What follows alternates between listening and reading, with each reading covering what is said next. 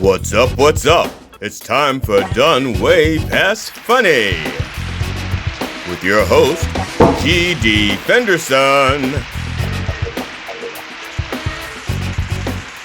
Join us as we discuss the art, science, and business of comedy with comedians and comedian adjacent. With this episode's guest, Alan Katz. It's time to get down and get dope with Done Way Past Funny. Hi, I'm G.D. Fenderson, certified forensic humorist and host of Done Way Past Funny. Thank you for joining us as we continue our interview with Hollywood writer and producer Alan Katz. Enjoy.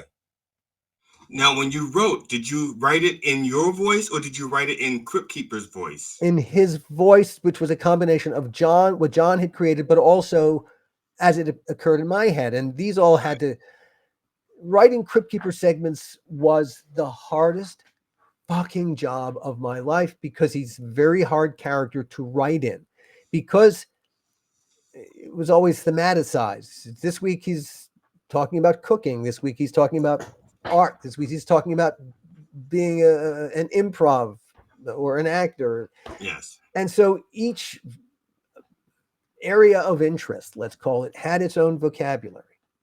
And so the process involved making massive lists of words that I could cryptify and turn it into, some hopefully clever variation on itself that the audience would go, oh, I think I recognize what that word is supposed to be. Right. And so I would need 5 to 7 good ones before I would even set out and say, okay, this I can make this world work because, there would have to be at least one good joke, hopefully at the payoff, and the payoff at the payoff. But you're always looking to structure them the best way that you can. And there are going to be a couple of lame ones, and sometimes the pressure, the time, you got to get it done. Yeah, some of those Crypt Keeper sequences, they're hard to watch, man. It's wrong. I got it wrong. Now, nothing I can do. You spent some time at the Groundlings. One of the first things I did when I got to Los Angeles, mm-hmm. And again, still having a little bit of actor aspiration in me. Well, I loved improv when I was training as an actor. I loved improv. And so it just seemed like a fun thing to do. You just hated it when Dennis Miller did it in your movie. No, just teasing. I'm sorry. That would have been something. Well, I enrolled in classes at the Groundlings, and that was wonderful. My first class at the Groundlings was revelatory. I had a wonderful experience. I worked with, among the people in my class was Kimmy Robertson, Kimmy went on to do Twin Peaks. She was the kind of goofy voiced secretary in Twin Peaks. Ironically, the teacher of that first Groundlings class was named Phyllis Katz, and she was Alan Katz's, still is Alan Katz's sister. Now, not the Alan Katz, Allan Katz, just another Alan Katz. This is the Allan Katz who wrote. Oh, that Alan. He was the Hunchback of Alan Katz, who wrote the Hunchback of UCLA. But he had also written MASH and the Carol Burnett Show. I mean, this guy was huge. He was not everyone knew who Alan Katz was. He was a known entity. He was a long established writer with a track record. I was being mistaken for someone with a giant shadow. I was a little pissant in the giant's shadow. And so suddenly I go to take a Groundlings class and my teacher is his sister. It's like, I can't get out of this guy's shadow. But she was a wonderful teacher. Phyllis was one of the founders of the Groundlings. Okay. And it was a wonderful class. The second class I took, it wasn't the teacher's fault that I began to go, I began to write in my head.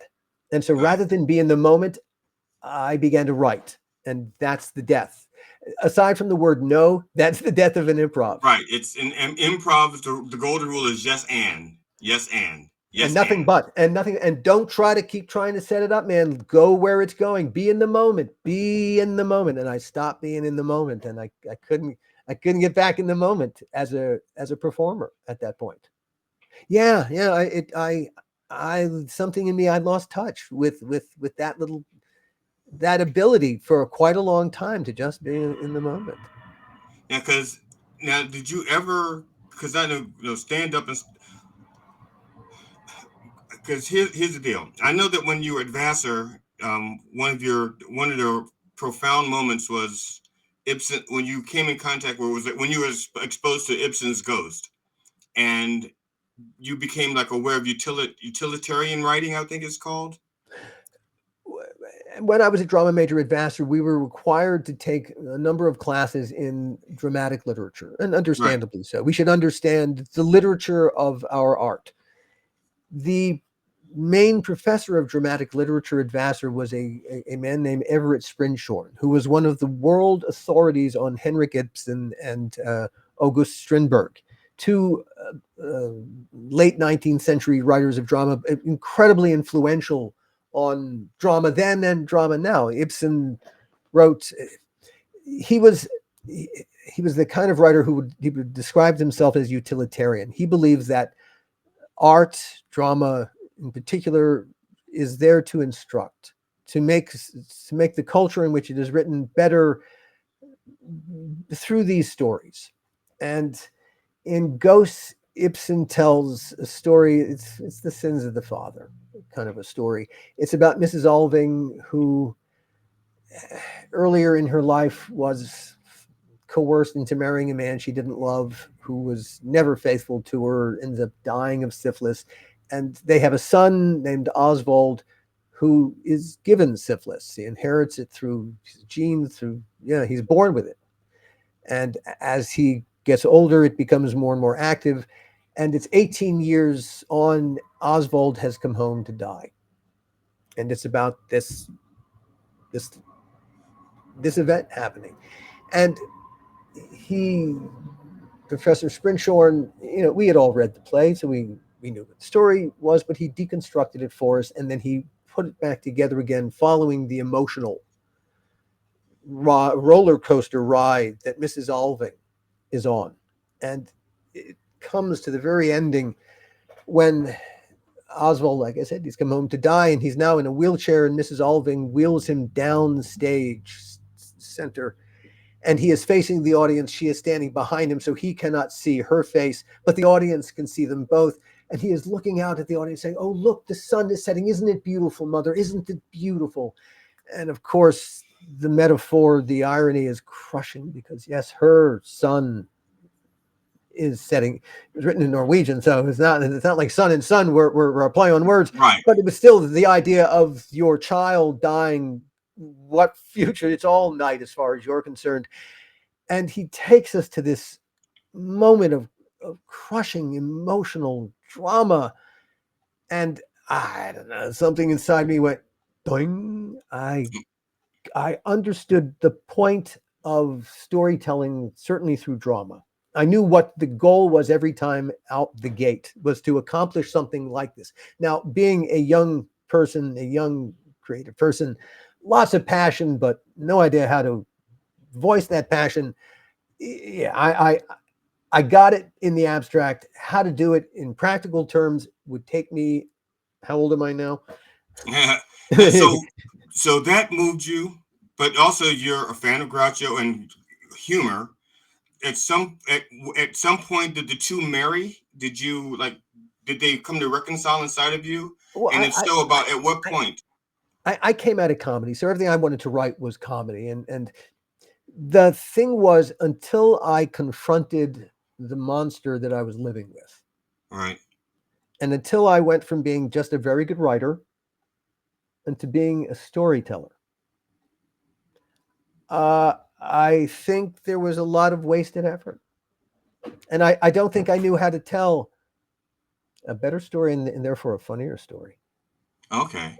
I think I wrote some very funny stuff, but anything I do now, it's so much more in my ability to tell my own story means I know what's really I know what's much funnier. I know the really funny stuff about me now, but that I can do that with other people too. I really know how to get to the good stuff, the real deep veins of gold, and so that's what I think.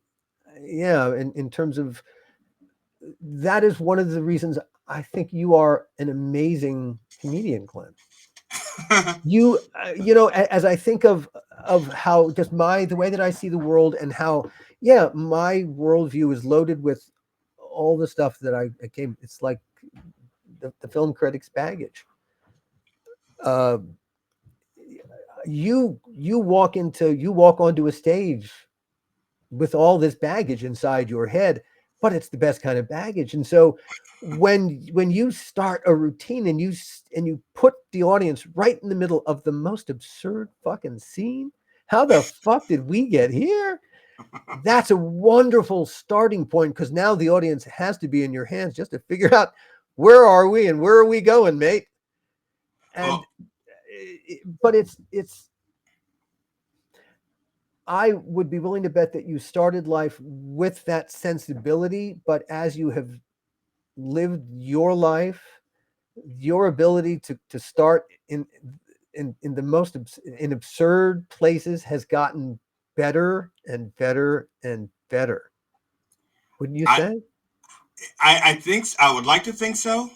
I because I am somewhat introspective and I try to be aware of what I'm doing and when I'm doing it, but not so much so that I ruin the moment. I try not to ruin the moment with my what's in my headspace, but sometimes I still do ruin the moment. It's like this is wonderful. Oh, how did I get here? And it's Well, gone. but, hey, look, you can't help occasionally standing back and admiring a little piece of your handiwork. Hey, damn, you're good. And you didn't get here easily, man. You worked your ass off to get here. Occasionally, it's not bad just to appreciate yourself for yourself. I think it's I now don't let it interfere with the show. You got to no, feel no. I just say better about that. we both had a love of Groucho Marx. Now Yeah, yeah. So you just opened that door, my friend. Okay. Uh, you were also a Groucho person. I when my Grouch when I was very young, I was a very good mimic. I could mimic almost any sound in almost any voice within puberty because I was prepubescent. We're talking like a 5, 6, 7 year old, and so I didn't have like so if there was a James Earl Jones, I couldn't do that James Earl Jones, but I could do a good characterization of him. But people's voices that were in my range, I could do that.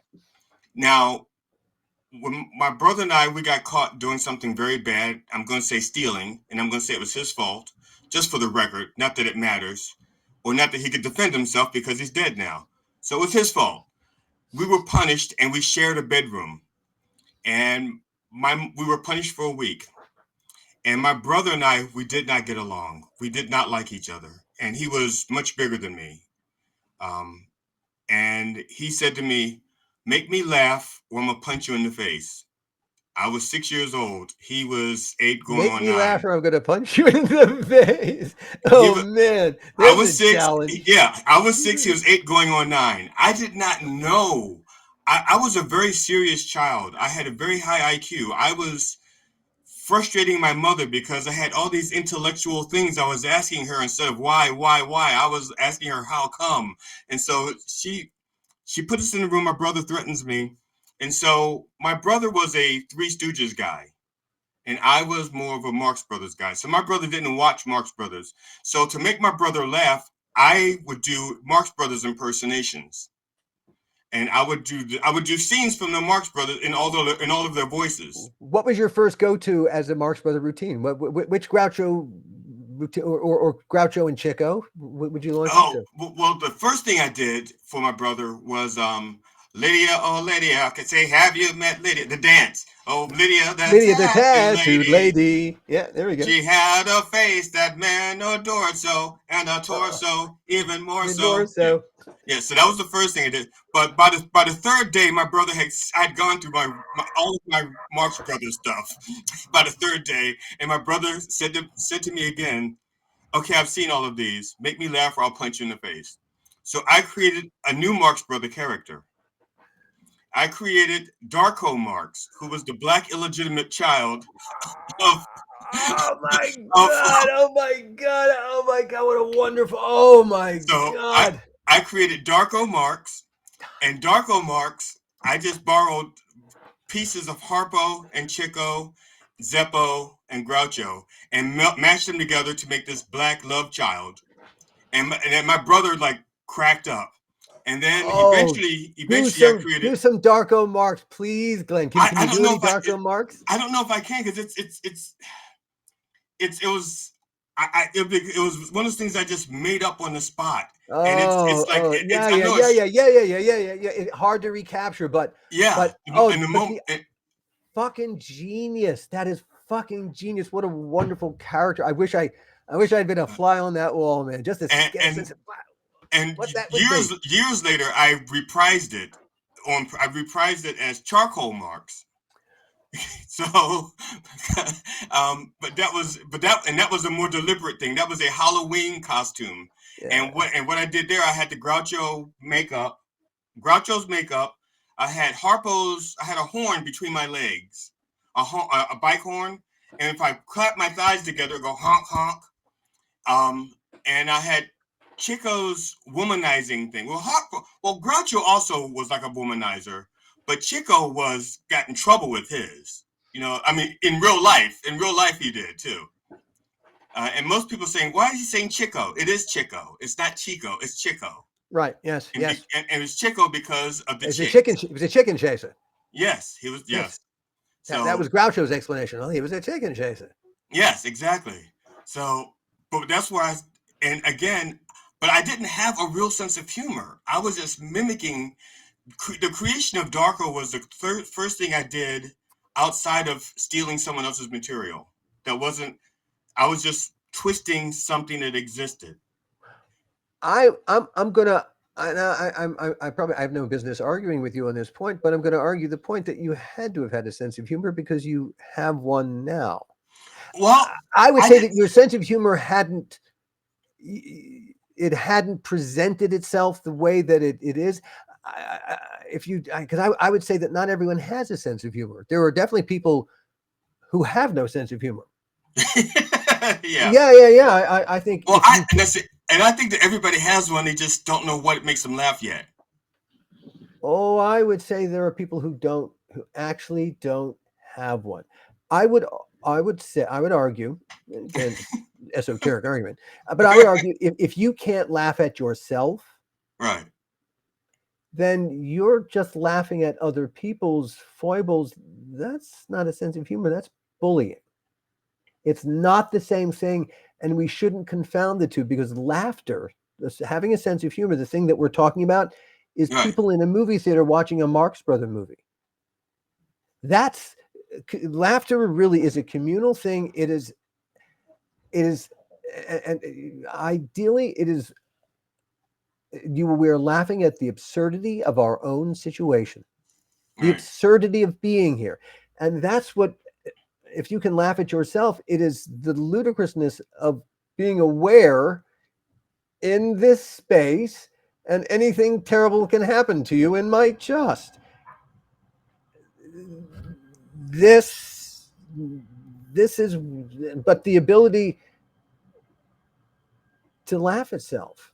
Now, there are people for whom that is an absolute impossibility. They cannot laugh at themselves. In fact, Right. the current president of the United States is That's the just such first a person I person, thought of when you said that. utterly and infamously incapable of laughing at himself. Oh, he can say funny things and he can make jokes, but is he ever laughing with anybody? Right. It's famously been said that he never laughs. Oh, he does laughing like things, but no, he does not laugh. Laughter does not spring organically from this man, and that's not the personality. Well, it is a personality quirk. It's one of the quirks is he has no sense of humor, but that is true of most sociopaths. Right. They cannot laugh at themselves. Well, okay. I would say if you cannot laugh at yourself, we could fairly say that you do not have this thing that the rest of us have, a sense of humor.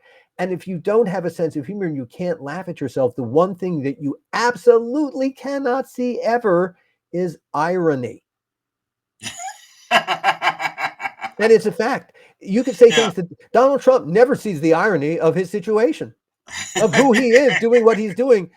It is nothing more ironic than Donald Trump doing what he's doing, being who he is. This is as sick and disturbing as irony could possibly get. But there it is, man. That's the life we're living. How ironic. So I would say, man, you are so incredibly deeply funny. All right. So the point I'm disagreeing with is, dude, you got a sense of humor. It's not even a question of that. You might say that about yourself, but I will never agree that that is true about you. So I think I have you can one say that now. about you on your podcast. You cannot say that about you on my podcast. You have an amazing sense of humor. Yeah. Now, So when there I you was, go.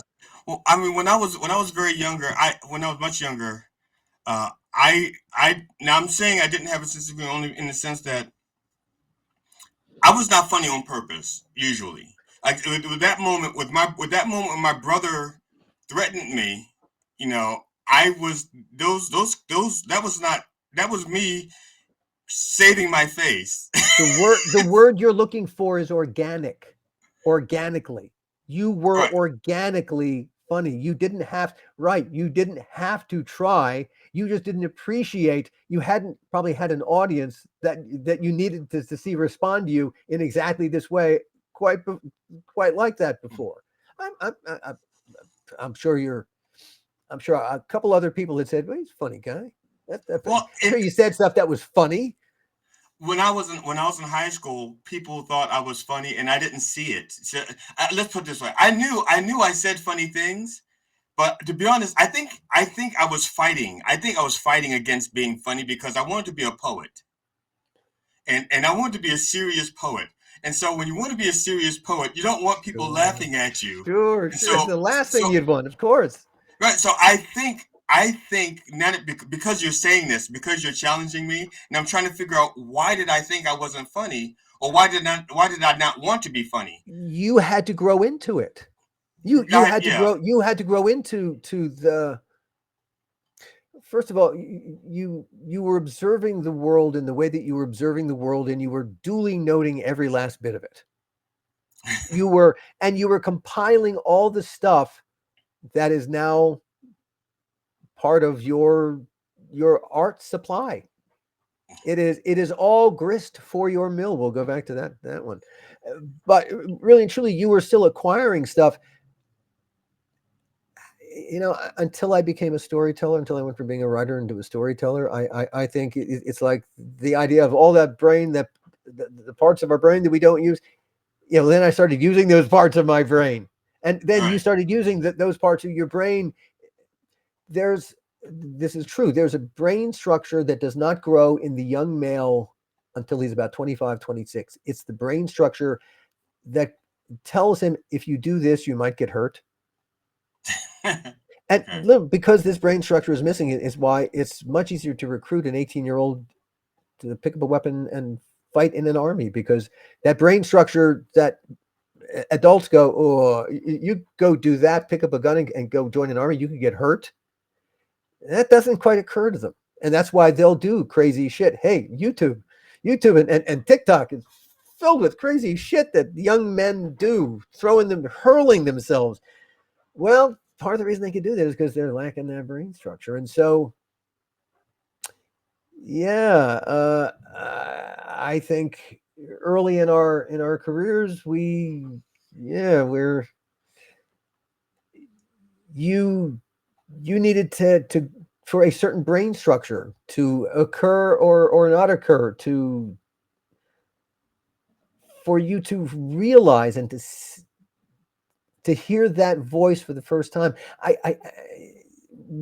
This sounds like the first time that you heard that voice that you understood to be at your, I don't know what else to call it, comedy core. I mean, that sounds stupid, but you know what I mean. There's that thing inside all of us who can produce comedy that is the wellspring where we know to go, where whether it's rage, whether it's neuroses, whether it's, yeah, we can always go there, and all right, it'll get us going. It'll get us going because it's connected to why we think the world is funny. You You know, know, our you own just absurd take on it.